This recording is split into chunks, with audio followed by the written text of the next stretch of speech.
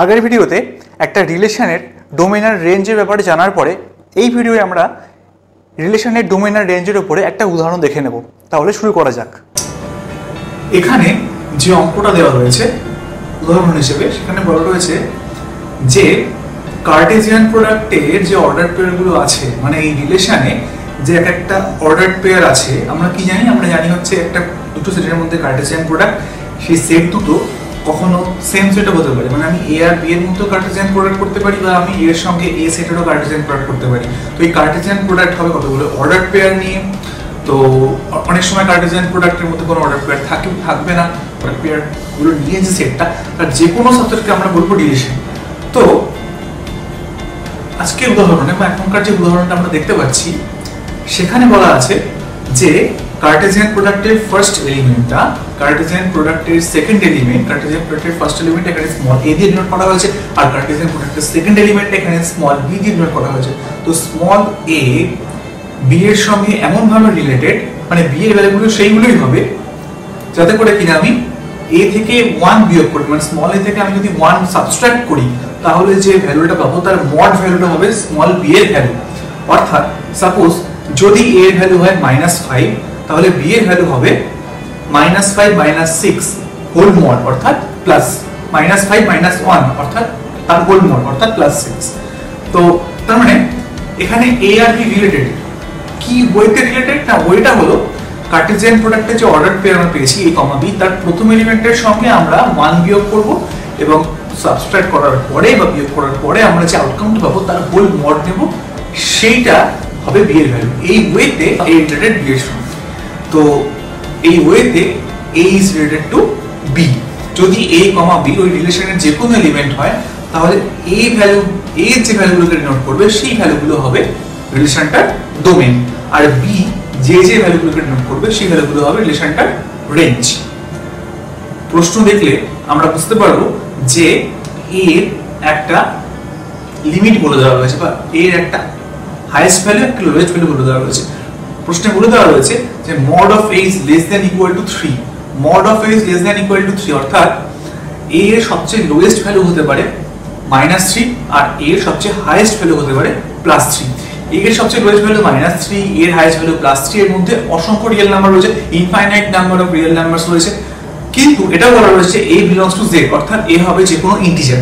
a যদি যে কোনো ইন্টিজার হয় এবং a এর লোয়েস্ট ভ্যালু -3 এবং a এর হাইয়েস্ট ভ্যালু +3, তাহলে কোন কোন ইন্টিজার এর ভ্যালু হতে পারে? -3, -2, -1, 0, 1, 2, 3, এই 7টা ভ্যালু হতে পারে এর ভ্যালু। অর্থাৎ এই 7টা ভ্যালু নিয়ে, মানে -1, -2, -1, 0, 1, 2, 3, এই 7টা ভ্যালু নিয়ে যে সেটটা, সেটা হবে এই রিলেশনটার ডোমেন। এবারে আমি যদি 7টা ভ্যালু একটা করে পুট করি, মানে আমি বি কিভাবে এর সঙ্গে রিলেটেড, আমি এটা হচ্ছে ডোমেনের সেট, এর যে ভ্যালুগুলো সেটা হচ্ছে ডোমেনের সেট, সেই ডোমেন সেট থেকে আমি কি পেতে পাচ্ছি? বি এর ভ্যালুগুলো, অর্থাৎ আমি রেঞ্জ পেতে পাচ্ছি। তো a is related to b, a b এর সঙ্গে কিভাবে রিলেটেড, আমি b এর ভ্যালুগুলো কিভাবে পাবো? যদি আমি a এর ভ্যালুগুলো থেকে, আমি যদি a এর ভ্যালু প্রত্যেকটা থেকে আমি যদি 1 বিয়োগ করি এবং সেই ভ্যালুটার আমি যদি মড নিই, তাহলে আমি পাবো b এর ভ্যালু। তো a এর সবচেয়ে ছোট ভ্যালু হচ্ছে -3, তার থেকে 1 বিয়োগ করলে আমি পাবো হচ্ছে -4, তার হোল মড করলে আমি পাবো শুধু 4। আচ্ছা, তারপরে আমি a এর ভ্যালু, তারপরে কি পেয়েছি? -2, -2 থেকে আমি যদি 1 বিয়োগ করি তাহলে -3, তার হোল মড করতে পাবো আমি 3।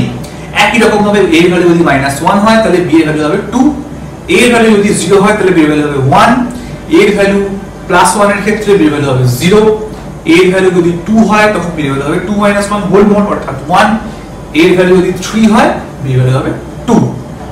অর্থাৎ আমি b এর কি ভ্যালু পেলাম? b এর ভ্যালু পেলাম, প্রথমে কি পেয়েছিলাম? -3 এর জন্য পেয়েছিলাম 4, -2 এর জন্য -3, -1 এর জন্য -2, 0 এর জন্য 1, আর 1 এর জন্য 0, 2 এর জন্য 1, আর 3 এর জন্য 2।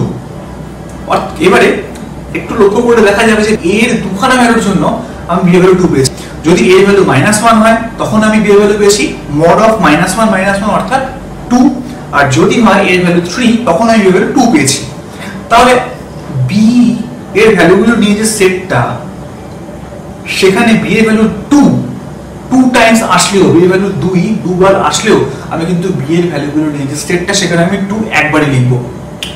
তাহলে বি এ ভ্যালুগুলো নিয়ে যে সেটটা হলো সেটা হলো 0, 1, 2, 3, 4, অর্থাৎ রিলেশনের যে রেঞ্জ আমি পেলাম সেটা হলো 0, 1, 2, 3, 4 এই পাঁচটা এলিমেন্ট নিয়ে। রিলেশনের ডোমেন আর রেঞ্জের উপর একটা এক্সাম্পল নেওয়ার পরে আমরা এর পরের ভিডিওতে জানবো নাম্বার অফ রিলেশনস কটা হতে পারে। অর্থাৎ আমরা যে ভিডিওটায় রিলেশন নামে যে ওয়ার্ড, সেই ওয়ার্ডের এক্স্যাক্ট যে মিনিংটা, আমি হোল ওভারঅল চ্যাপ্টার বা ওভারঅল টপিকের কথা বলছি না, আমি রিলেশন যে এক্স্যাক্ট ম্যাথামেটিক্যাল ওয়ার্ড তার যে এক্স্যাক্ট মিনিংটা সেটা যদি আমরা কেউ ফলো করে থাকি তাহলে দেখতে পাবো যে একটা কার্টেসিয়ান প্রোডাক্টের ফলে পাওয়া যায় অর্ডার পেয়ারের সেট, সেখানে তা যে কোনো সাবসেটকে রিলেশন বলে। তো এই নাম্বার অফ রিলেশন কটা হতে পারে এই নিয়ে থাকছে আমাদের পরের ভিডিওটা।